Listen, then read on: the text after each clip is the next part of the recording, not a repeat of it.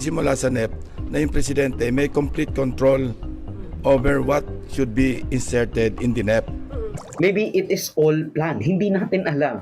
Kung ganun napaka-mastermind naman ni Marcos na he has thought of this a billion years in advance. Pero that's besides the point. Pwede rin naman natin sabihin na, si Bersamin lang talaga naglagay noon, o kung sino mang staff ni Marcos or trusted aide ni Marcos ang nagpalagay noon na walang alam si Marcos sa ganun karaming insertions sa budget. Tandaan din natin na yung pag-release ni Zaldico ng video coincided sa birthday ni Tambaloslos November 14.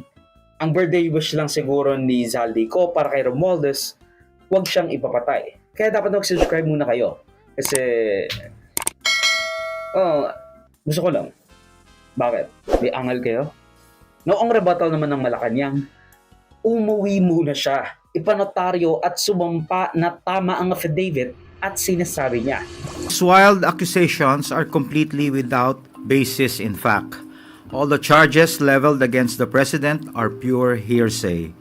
Let us not forget President Marcos Jr. himself exposed all these flood control anomalies and has taken numerous steps since to ensure that the guilty are brought to justice, the stolen wealth recovered, and the system is fixed to avoid any of this from happening again.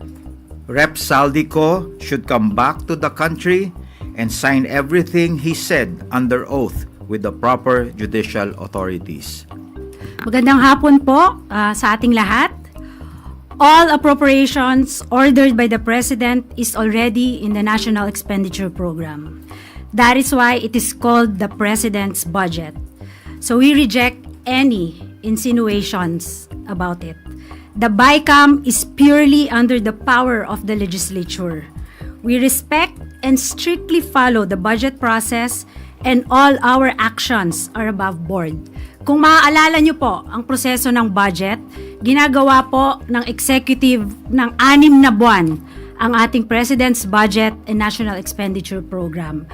Katatapos lang mag-ulat ng Pangulo kahapon ng mga nagawa upang mapanagot ang lahat ng sangkot.